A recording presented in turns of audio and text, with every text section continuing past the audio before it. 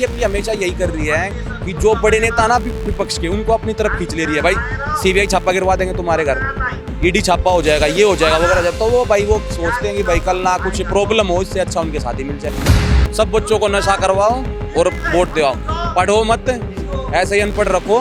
BJP का technical agenda ये, आदमी को अनपढ़ रखो और ये करो कि भाई सब फिर हमारी वोट दे। लेकिन सबसे बड़ी पार्टी, इंडिया की सबसे बड़ी पार्टी जा करके उनका दुर्गति हो गया, नीचे चला गया, जो ऊपर उठ नहीं पा रही है। आप बोल रहे कि नीचे ऊपर होता रहता है, एक बैलेंस ही बना करके नहीं रख पा रही, तो कहीं ना कहीं तो इस पार्टी के नेतागण में गलतियां हैं कि वो दोबारा से कांग्रेस आएगी। अब हर में मैं कह रहा हूँ 2027 के अंदर नेक्स्ट अगला नेता प्रधानमंत्री जो रूप में है वो राहुल गांधी जी होंगे, बन जाएंगे। बिल्कुल 100% पूरा कंफर्म है। कंफर्म है। ये बताइए, जैसे कि अभी जो हिंदू विश्व परिषद दल के जो नेतागण थे और कार्यकर्ता, जो उनका कहना है कि मतलब कि मुर्शिदाबाद में मस्जिद नहीं बनना चाहिए, बाबरी मस्जिद नहीं बनना चाहिए, तो आपका क्या कहना है? नहीं सर, मेरा कहना ये है कि वहाँ पे मस्जिद जरूर बननी चाहिए, क्योंकि इतना ही मुसलमानों का देश के लिए प्रति हाथ था, आजाद करवाने में इतना ही हिंदुओं का था। जिन्हें भगाना है उन्हें भगाओ। कि ये जो हमारे ऊपर बैठे हैं, जो हमारी सत्ता में आए हुए हैं, जैसे बीजेपी सरकार के लिए बोलता हूँ मैं, आप कहीं पे मेरे को दिखा दीजिए हिंदू मुस्लिम कभी भी इन्होंने हमारा हमेशा साथ दिया है। हिंदुओं के साथ मुस्लिम लड़े थे, जब तो हमारा देश आज़ाद हुआ था 1947 के अंदर। अगर हम ना इसको करते हैं तो हमारा देश, ये पाकिस्तान और हिंदुस्तान एक ही तो था पहले। लेकिन क्या किया इन्होंने, जो ये मोदी जी आ रखे, मैं इनको बात करता हूँ। अभी किसी ने बोला था मेरे को, वहाँ पे खड़े थे, कि भाई वो क्या नाम उनका, APJ अब्दुल कलाम के ऊपर मस्जिद बनाओ। हम क्यों बनाए भाई? मैं तो फिर ये कह रहा हूँ, आप मोदी जी के ऊपर बनाओ मंदिर भी मोदी जी के बाद अमित शाह के ऊपर बनाओ। जो यार तड़ी पार आदमी हैं, तड़ी पार, जिन्होंने हमारे देश को, गोधरा कांड हुआ था, किसने कराया था? मोदी ने कराया था।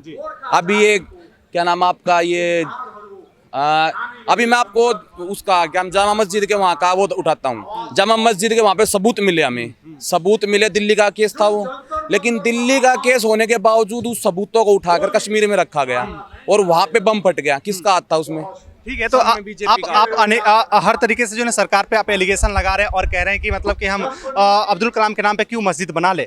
तो जो बाबर था वो आक्रांता था, तो आप उसके नाम पे क्यों बनाएंगे, बताइए फिर? नहीं, बाबर आक्रांता था, लेकिन ये मतलब हम ही तो मान रहे ना। उस टाइम पे किसने देखा कि बाबर आक्रांता था? मैं तो मानता हूँ अकबर था, जो अकबर ने बहुत अच्छा काम किया था हिंदुओं के लिए।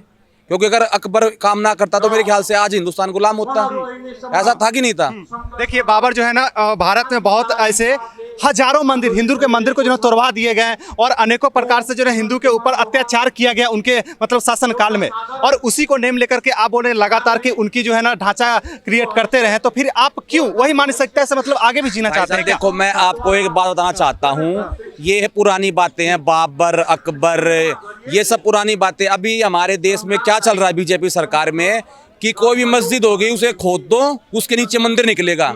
कल ना अगर किसी कोई प्रधानमंत्री और राष्ट्रपति हमारा मुस्लिम बनता है तो वो बोलेंगे कि मंदिर को खोद दो, उसके नीचे मस्जिद निकलेगी। अब ये बताइए, आपने बहुत अच्छा बात की, कोई भी मंदिर खोद दो मस्जिद निकलेगा, और निकल रहा है, तब तो सरकार खोद रही है। हाँ, निकल रहा। संभल की मंदिर को ले लेते हैं, काशी विश्वनाथ ले लेते हैं, राम मंदिर ले लेते हैं। राम मंदिर में मैं आपको बताता हूँ, राम मंदिर, आपको ये पता है कि राम मंदिर जहाँ पे इन्होंने वो लिया था, जमीन जहाँ पे ली थी, वहीं पे राम मंदिर बना है। आप बोल सकते हो? मैं बोलता हूँ जहाँ पे मस्जिद है ना, जो जहाँ पे इनकी मस्जिद थी वो मस्जिद वहाँ बन रही है। लेकिन जो जहाँ पे हमने राम मंदिर की जमीन ली थी ना, वो राम मंदिर वहाँ नहीं बना है। मैं आपके साथ चल सकता हूँ वहाँ पे। हम मानते कि वहाँ पे नहीं बन रहा, लेकिन उस कॉरिडोर में तो है ना। नहीं, कॉरिडोर में है। लेकिन अभी ये बताओ ना, अभी आपका घर है, आप हिंदू हो, तो मैं आपके घर को तोड़ के मैं बोलता हूँ कि भाई इनके घर को हटाओ, यहाँ पे और कुछ बनेगा। लेकिन आपने मेरे को 500 रुपए जेब में डाल दिए, लेकिन मैंने सबके सामने बोल दिया कि आपका घर यहाँ नहीं बनेगा, लेकिन उसके बाद फिर आपका घर वहीं है। हमारे साथ खिलवाड़ हुआ ना वो तो। ये तो बीजेपी क्या कर रहे हैं, सरकार वाले कर रहे हैं, अपना काम बनता और ऐसी तैसी करा जनता। तो मतलब आप कह रहे हैं कि बीजेपी ये सारा चीज करवा रही है? बीजेपी करा रही है भाई साहब ये सारी चीज। तो फिर कांग्रेस के सरकार में, कांग्रेस का राज तो बेहतरीन था। बताओ कांग्रेस ने क्या नहीं किया? आप बताओ क्या नहीं किया? आप बता रहे तो आप बताएंगे। मैं बताता हूँ। अभी ये मोदी जी बोलते हैं कि भाई नेहरू गलत था। नेहरू इतना गलत होता तो उस टाइम पे मतलब मैं यार उनको कैसे प्रतीक, इतनी बातें हैं, प्रतीक नहीं कर सकता। अभी ये बोलते हैं भाई कांग्रेस, ये बीजेपी वाले नथुराम गोडसे तो भगवान है। मैं एक चीज मानता हूँ, जब गांधी जी को उसने गोली मारी, एक बुजुर्ग आदमी यार 80 साल का खड़ा है, उसके साथ में कम से कम 500 अंग्रेज खड़े थे। हमारा देश उस टाइम पे गुलाम था जब इसने नथुराम ने गोडसे गोली मारी। तो मैं ये मानता अगर वो इतना ही मर्द था तो अंग्रेजों को गोली क्यों नहीं मारी भाई, जिनके हम गुलाम थे। गोली तो उन्हीं को मार लागनी चाहिए थी ना। गांधी जी को गोली मार दी, वो बेचारे चल नहीं सकते, भाग नहीं सकते, कुछ कर नहीं सकते, बुजुर्ग आदमी को गोली मार दी और बीजेपी वाले इनको भगवान बता रहे। कैसे मान ले भाई हमको भगवान थे। जैसे कि आपने अभी सर बोला कि नाथुराम गोडसे को जो है ना कुछ लोग भगवान मान करके बैठे हुए हैं, तो देखा जाए तो उस समय जो घटना हुआ था उसको लेकर के दो गुट में लोग जो है दो गुट में बटा हुआ है। कुछ लोग सही मानते हैं, कुछ लोग गलत मानते हैं और उसी को धारा को लेकर के चल रहे हैं। तो ये अपना पर्सनल प्रतिक्रिया है। लेकिन अगर देश की धरोहर की बात अगर हम करें तो यहाँ पर जो है ना बाबर की जो बात चल रही है कहीं ना कहीं लोग सही साबित हुए दिख रहे हैं, क्योंकि जो आक्रांता था वो तो चला गया ये देश से, तो फिर उसकी चीजें को क्यों पकड़ करके आप बैठे हुए हैं? उसको तो छोड़िए, आगे बढ़िए। भाई साहब मैं आपको बताना चाहता हूँ, मैं हिंदू से आता हूँ, हिंदू ना मैं कोई भाई उसके बाद जाट वगैरह ये सब अलग हैं। मैं हिंदू से आता हूँ, लेकिन मैं खुश हूँ कि बाबर भी अच्छा था, अकबर भी अच्छा है, गांधी भी अच्छा था और ये भी अच्छा। ये जो सरकार अपनी पॉलिटिक्स कर रही है हमारे यहाँ पर, अगर सरकार बीजेपी को हटाओ और देश को बचाओ, मैं इतना ही कहना चाहता हूँ। अगर जिस टाइम पे कांग्रेस थी यार, कांग्रेस ने आज से पहले कभी ये किया कि भाई इसको हटा दो उसको हटा दो, लेकिन नहीं, बीजेपी वालों ने आते ही ये चोर है इसको भगा दो, इसको। गोधरा कांड उठा लीजिए आप, किसका काम था? सीधा सीधा मोदी जी का हाथ था उसमें, पैसा खिलाया और टाइम पास किया। अमित शाह जी का था, अमित शाह जी ने क्या नहीं किया आज तक, आप बताओ। अमित शाह जी ने हमेशा भाई तड़ीपारा केस किस पे लगा था? इन्हीं पे लगा था। क्यों लगा था भाई? ये क्योंकि ये गलत थे। हमने अपने देश पे तड़ीपारा केस लगा के किसी आदमी को देश से बेदखल कर दिया, लेकिन आज हमारे देश की जनसंख्या इतनी बेवकूफ है, वोटर्स जो हैं वो इतने बेवकूफ हो गए, हमने उसी को प्रधानमंत्री और उसी को वो बना दिया गृह मंत्री। तो इससे बड़ा देश का कोई दुर्भाग्य नहीं है। मैं आज आपसे एक बात बताता हूँ, हमारे IAS IPS जो हैं वो इतना पढ़ लिख के इतने आते हैं, और ये सारे अनपढ़ आदमी जिसको ये नहीं पता बोलने, ये नहीं पता, जिसको 503 में से 600 घटता है तो वो बताते हैं कि माइनस नहीं हुआ प्लस हुआ। अभी अमित शाह जी ने बोला था, उस पर बात बोली थी उन्होंने। तो मैं यही कहना चाहता हूँ आपसे इस माध्यम से कि बीजेपी जैसी घटिया सरकार कहीं पे नहीं है। आप बढ़िया बोल रहे हैं, जैसे कि आप बोल रहे हैं कि बीजेपी जैसा घटिया सरकार कोई नहीं है, और इससे पीछे आप घटना बता रहे हैं। और एक आम इंसान से नॉर्मल गलतियां हो जाती, जैसे कि आप काउंटिंग की बात करें, 500 से 300, 300 में से 200, 200 में से 100, ये सब नॉर्मल चीजें हैं। लेकिन आप जो पर्सनल अटैक कर रहे हैं बीजेपी सरकार पे, कह रहे हैं कि वो घटिया है, और कांग्रेस को आप एक अच्छा बता रहे हैं, तो ये भी तो कहीं सही नहीं है। कहीं ना कहीं कांग्रेस भी तो ऐसे काम किए हैं। कांग्रेस ने काम किए थे ना, कांग्रेस ने सारे अच्छे काम किए थे, इसीलिए वो अच्छी सरकार है। और मैं तो कांग्रेस को भी घटिया बोलता हूँ यार, मैं बोलता हूँ कांग्रेस भी घटिया है। आप बोल रहे कांग्रेस सरकार बहुत अच्छा है, मैं किसी का पक्ष नहीं रखूंगा, मैं दोनों सरकार की गलतियां और अच्छाई गिनाऊंगा। देखिए आप कांग्रेस सरकार बोल रहे हैं कि अच्छे हैं, तो फिर कांग्रेस धीरे धीरे जो है ना अपना हर एक सीट हारते जा रही है। आने वाले समय में पता नहीं कहीं गोल अंडे की तरह जीरो न कहीं हो जाए। मैं आपको इसमें भी एक बात बताता हूँ। अभी जैसे मैं फिलहाल कांग्रेस की तरफ से इलेक्शन लड़ रहा हूँ, तो मैं कांग्रेस की तरफ से जीत गया, तो अभी हमारी मेच्योरिटी में सरकार नहीं आई, तो अमित शाह जी का कॉल आया मेरे पास कि आ जाओ हमारे पास, तो मेरे को 20 करोड़ रुपए दे दिया, तो मैं उनकी सरकार में मिल गया। तो अभी आप उठा के देख लो, जो बीजेपी के बड़े नेता हैं वो कहीं ना कहीं आज से 20 साल पहले कांग्रेस के बड़े नेता थे, ये हकीकत है, कहीं पे उठा के देख लो आप। फिर आपके नेता में मतलब कि वो चीज नहीं है ना, क्या उसको बोलते हैं, ईमानदारी नहीं है, वो आपका नेता बिक रहा है। ईमानदारी के ऊपर, क्योंकि देखिए ये सब पॉलिटिक्स में जो है ना, एक बजट पे सरकार बनाने के लिए सब अपना अंदर की खेल करते हैं और अंदर की बातें कहीं बताई नहीं जाती है, ठीक है। तो फिर आपके अपने पार्टी में एकता नहीं है, देखा जाए तो। भाई साहब एकता के ऊपर तो क्या बोल रहे हैं हम, एकता तो ये है ना कि अभी मैं खड़ा हूँ यहाँ पे, अभी मेरे को बोल देते हैं सरकार आके कि तो आप यहाँ से भाग जाओ, वरना पुलिस को भेज रहे हैं, आपको पकड़ के ले जाएगी, तो मेरे को भागना पड़ेगा यहाँ से। तो हमारी सरकार के भी भाई ये है कि CBI रेड गिरवाएंगे, उससे ये रेड गिरवाएंगे, तो भाई हमारे पास आ जाओ, वरना तुम्हें जेल भेजेंगे। केजरीवाल का ही मुद्दा उठा लो यार, आज तक विश्व में हमारे भारत के अंदर CM कभी जेल में नहीं गया था, कभी भी अगर गया हो तो मोदी जी से पूछ लेना, लेकिन CM को ही जेल में भेजा उन्होंने। क्यों? क्योंकि उनका तानाशाही सरकार है। अच्छा, तो बीजेपी तानाशाही सरकार, बिल्कुल तानाशाही। लेकिन मुझे जहां तक पता चला है कि वो जो आपकी जो सरकार थी, केजरीवाल जी की सरकार थी, उसमें बहुत सारे ऐसे घोटाले हुए हैं, बहुत सारे ऐसे कारनामे हुए हैं, इसको लेकर के उन्हें जेल हुआ है।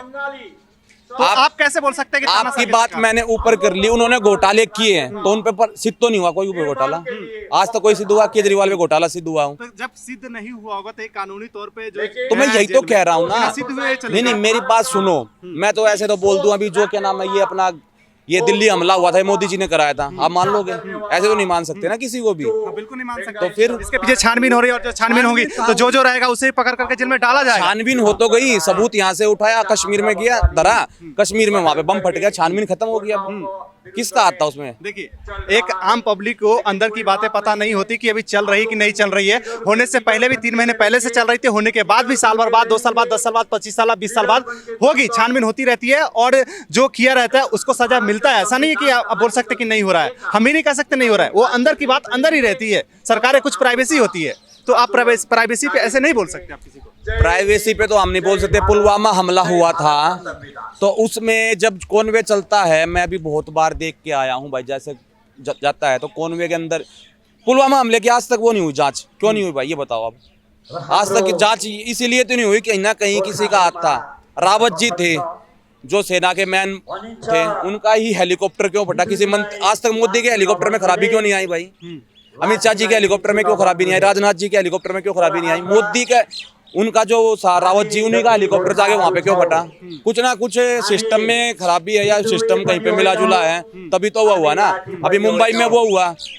मैं फिर कह रहा हूँ, अमित शाह जी जाते हैं वो नहीं उठता हेलीकॉप्टर, कभी नहीं फटता हेलीकॉप्टर का। मेरे ख्याल से टायर ही पंचर नहीं होता कभी चलते वक्त। टायर ही पंचर हो जाए या उनके आगे कोई अड़ जाए। देखिए, आप कांग्रेस के नेता हैं, तो आप कहीं ना कहीं अपना पक्ष रखेंगे।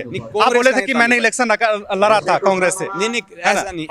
आप कांग्रेस के सपोर्टर जहां तक लग रहे हैं, तो आप पूरा पक्ष अपनी सरकार की रखेंगे। तो आप जो है ना यहाँ पर डायरेक्ट जो है ना बीजेपी सरकार की गलतियां गिना रहे हैं कि यहाँ पे प्लेन क्रैश हो जा रहे हैं, हवाई जहाज क्रैश हो जा रहे हैं, तो उसमें टेक्निकल प्रॉब्लम भी होती है सर, आपको इसको समझना पड़ेगा। एक ही चीज तो कहता हूँ, टेक्निकल प्रॉब्लम हमेशा विपक्ष के साथ होती है। मेरे साथ होगी और किसी के साथ होगी, लेकिन बीजेपी के नेताओं के साथ कभी टेक्निकल प्रॉब्लम क्यों नहीं हो रही? ये तो है ना, फैक्ट है ना। अभी मैं कह रहा हूँ भाई, राहुल गांधी पप्पू है, मैं ये कह रहा हूँ मोदी जी के साथ उनको आमने सामने बिठाकर 4 बातें की।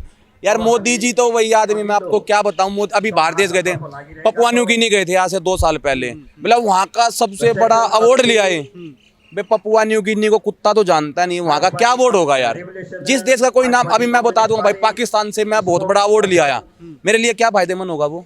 अभी जैसे हम कह रहे हैं भाई, ये क्रिकेट के ऊपर लगा लेते हैं हम, अनुराग ठाकुर, पहले मैं संसद में उठाता हूँ, संसद की बात जो संसद के अंदर हुई है। नहीं, थोड़ा सा मैं आपको कंप्लीट कर देता हूं। जैसे कि आपने अवार्ड की बात करती है, देश की बात है, और देश की बात मैं सबसे आगे रखूंगा, समझे?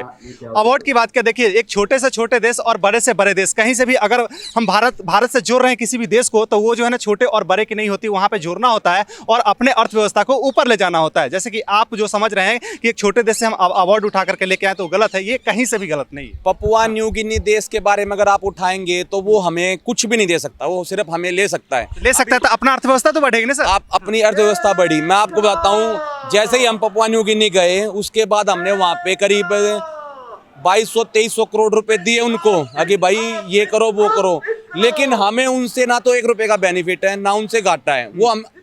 वो मतलब हमारे देश के यार जानते नहीं हमें। आपने पपुआ न्यू गिनी, अब यहाँ पे कितने सारे लोग हैं, किसी से पूछ लो पपुआ न्यू गिनी कोई देश है? ये मेरे ख्याल से 90% लोग ये बोल देंगे कोई भी देश नहीं पपुआ न्यू गिनी, कोई किसी को जानता ही नहीं। तो वहाँ का सबसे बड़ा अवार्ड, अभी मैं जाऊँ कहीं पे ट्रॉफी उठा लेता हूँ भाई 1000 रुपए की, और सबसे बड़ा अवार्ड मेरे को मिल गया। ये तो ना, ये मतलब अपने देश के लिए तो कुछ कर नहीं रहे। कई मलेशिया घूम रहे हैं, तरवेशिया घूम रहे हैं, किधर किधर घूम रहे हैं, बोला इसका अवार्ड हमारे पास है, क्या फायदा? ठीक है, आप कांग्रेस की पार्टी को मानते हैं, आप कांग्रेस पार्टी को इतना अच्छा कह रहे हैं, मैं खराब नहीं कह रहा हूं, मैं सबसे पहले कोट कर दूं। अगर अच्छा कह रहे हैं तो फिर क्या लगता है कि ये सत्ता में क्यों नहीं आ पा रही है? सत्ता में भाई इसीलिए नहीं आ रही क्योंकि अभी कोई बड़ा नेता नहीं है इनके पास। बड़ा नेता, बहुत बड़ा नेता राहुल गांधी जी नेता है, कैसे आप बोल रहे हैं बड़ा नेता नहीं? तो मतलब आप मानते हैं कि राहुल गांधी जी नेता नहीं है? नहीं, मैं यही तो कह रहा हूँ ना, राहुल गांधी के ऊपर कम से कम भी भाई 100 करोड़ रुपए दे के, 200 करोड़ रुपए दे के मीडिया वालों को हो गया। और मैं अभी एक बात बताता हूँ, जैसे मैं हूँ, आप यहाँ पे सबको पैसे बांट रहे हो, आगे भाई इसको बेवकूफ बताना है तो सब मेरे को बेवकूफ बताएंगे आपके सामने, बिल्कुल है कि नहीं है? तो राहुल गांधी जी के साथ वही हो रहा है। मैं ये कह रहा हूँ, आप ये देखो यार, मोदी जी को आज तक किसी ने मैं बताऊं, किसी ने मतलब छोटे से किसी इंस्टीट्यूट वाले नहीं बुलाया कि भाई हमारे यहाँ आओ और बच्चों को कुछ बताओ कि ये हो सकता है, नहीं ना। लेकिन राहुल गांधी को यूएस से कॉल आ रहे हैं, बड़ी बड़ी कंपनियां, बड़े बड़े इंस्टीट्यूट से कॉल आ रहे हैं कि भाई आप आइए और हमें अपने हमारे बच्चों को वो कर पढ़ाई के बारे में बताइए। तो यही तो कह रहा हूँ ना मैं कि मोदी जी अगर इतना ही पढ़े लिखे वगैरह होते, अमित शाह जी होते, इनको तो यार एक बात बताओ, संसद में अमित शाह जी ने अभी 2 महीने पहले बात को आप बहुत लंबा चौड़ा घुमा रहे हैं। मेरा एक डायरेक्ट क्वेश्चन था कि अगर राहुल गांधी जी इतने अच्छे हैं तो उनका सत्ता होना चाहिए, क्यों नहीं है? सत्ता तो भाई अभी होगा, हम 2027 में बिल्कुल बहुमत से आएंगे, मेरे को लग रहा है, क्योंकि अभी बहुत ज्यादा पैसे दिए जा रहे हैं सबको कि भाई इनको बेवकूफ बताओ, ये बताओ। जब राहुल गांधी को आप समझोगे ना, उनके साथ खड़े होंगे, उनके साथ बैठोगे, तो उनसे अच्छा नेता कहीं पे नहीं मिलेगा, पूरे विश्व में नहीं उनसे अच्छा नेता। क्योंकि अगर मोदी जी इतने अच्छा नेता होते तो मैं आपसे, चलो मैं आप मेरे से क्वेश्चन कर लो, लेकिन मैं आपको एक बात बताता हूँ कि पूरे भारत के अंदर बीजेपी की सरकार कहाँ पे है?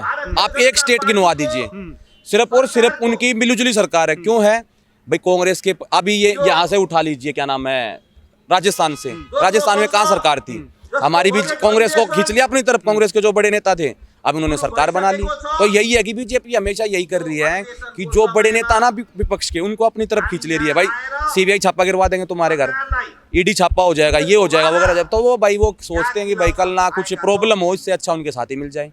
दिल्ली में देख लीजिए केजरीवाल, अभी मैं मुंडका के इधर का हूँ, हमारा विधानसभा मुंडका लगता है, तो हमारे उधर के जो एमएलए भी बीजेपी के, निगम पार्षद भी बीजेपी के हैं और भाई सांसद भी बीजेपी के। हमारे यहाँ पे दारू का एक भी ठेका नहीं था पहले, लेकिन आज के अंदर हमारे मुंडका में कम से कम भी 10 ठेके खुल गए दारू के। तो कहाँ से खुल गए यार? वो बीजेपी का हाथ तभी तो खुल गए, पैसे देते हो जब भी तो हो गया ना। सब बच्चों को नशा करवाओ और वोट दिलाओ, पढ़ो मत, ऐसे ही अनपढ़ रखो।